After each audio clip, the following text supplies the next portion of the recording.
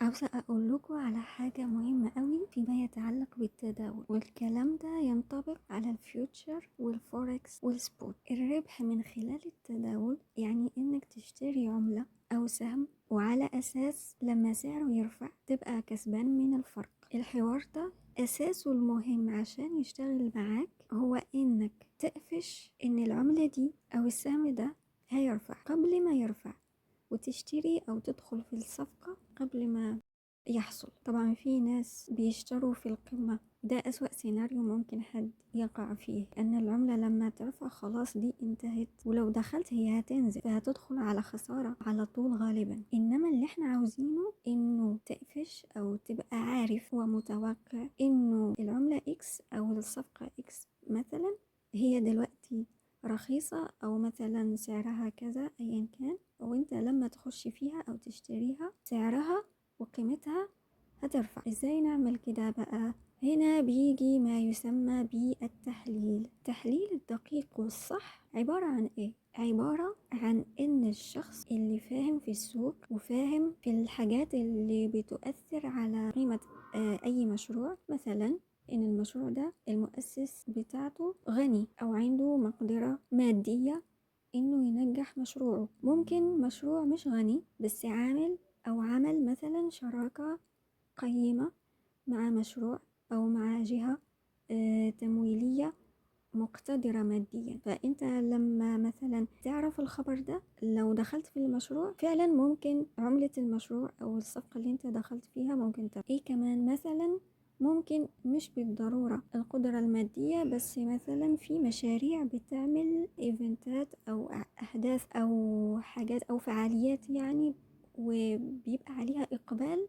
يعني بتنجح، فده بيجيب مستثمرين إلى آخره. فالتحليل عبارة عن توقع مسبق، وكلما كان التحليل عميق أو مثلا جايب لك تفاصيل حقيقية ودقيقة، بيكون التوقع أقرب إلى إنه يحصل زي ما اتقال. وفي بعض التحليلات بتبقى عامة، يعني كلام عام زي كلام المنجمين، اللي هو مثلا انت ان شاء الله هتبقى بخير وهيحصل لك حاجة حلوة والكلام ده.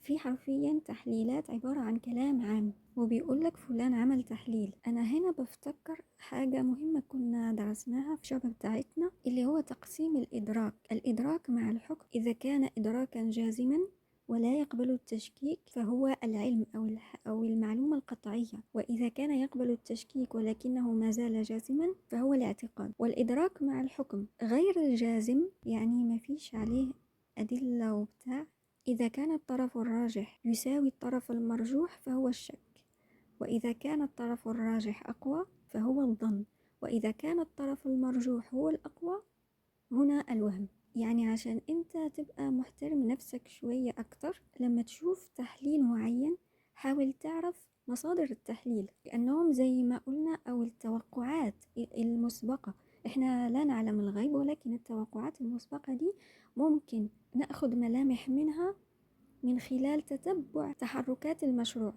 كل مشروع على حدة، وتفاعلهم مع المجتمع وتفاعل المجتمع معاهم والقرارات اللي بيعملوها. كلما كانت مصادر التوقعات قريبة فعلا للمشروع ممكن فعلا التوقع يطلع صح. بس ده برضو كله بيدخل في خانة الظن، يعني العلم غير الجازم لكن الطرف الراجح هو الأقوى. ليه بقى؟ لأنه حتى لو المشروع عمل حاجة مثلا أو جاب سيولة كبيرة، ممكن طريقته في تدبير السيولة دي أو طريقته في التعامل مع المستثمرين أو مع المجتمع أو كذا ممكن يخلي المشروع يفشل رغم التوقعات اللي كان. أبسط مثال مشروع زد كيسنج، هو مشروع عملاق، وكمان مشروع سكرول المفروض كان مشروع حلو، بس هم فشلوا بسبب طريقة الفريق في التعامل. زي مثلا مثال بسيط، لو شفت حد راجع من المدرسة في اتجاه البيت هتتوقع انه رايح للبيت، بس هو ممكن يبقى خطط انه يروح عند صاحبه الاول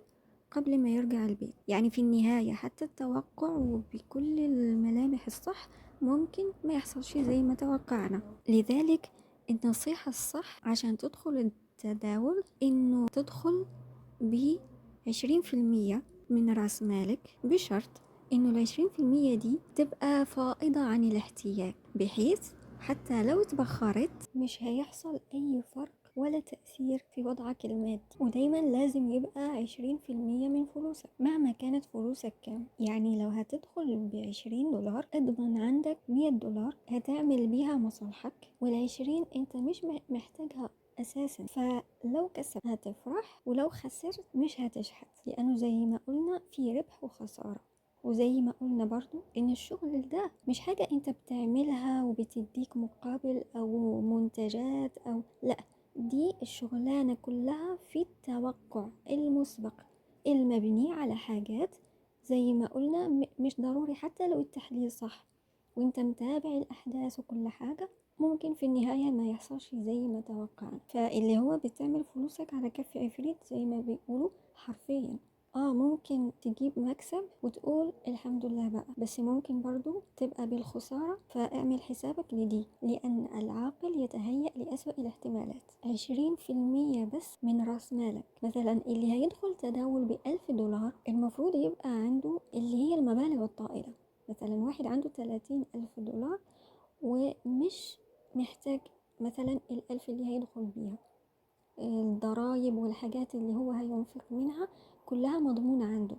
فالزائد عن الاحتياج واللي هو أصلا مش معبره، بحيث لو خسر مش هيتأذي، ده هو المقدار اللي تدخل به. لو عندك ثروة كبيرة ادخل بال20% منها، قرار صحيح. لو عندك 100 دولار ادخل ب20 دولار، قرار يعني خلينا نقول صحيح بما انه في احتمال للربح. اما تتعب على البوتات وتطلع راس مال بالعافية، او مثلا يبقى عندك شغل مثلا او وظيفة وتصرف من جيبك وتجيب الفلوس بتاعتك وتعملها في التداول وانت محتاجهم يعني، او مثلا مش مكفي مصاريفك الأساسية، ده غلط 100%. ولو ربحت لازم تحمد ربنا، عشان دي تعتبر مغامرة ومش مضمونة، لأنها مبنية على أشياء ظنية، أحكام ظنية وتوقعات مفيش أي ضمانة إنها تحصل زي ما توقعنا.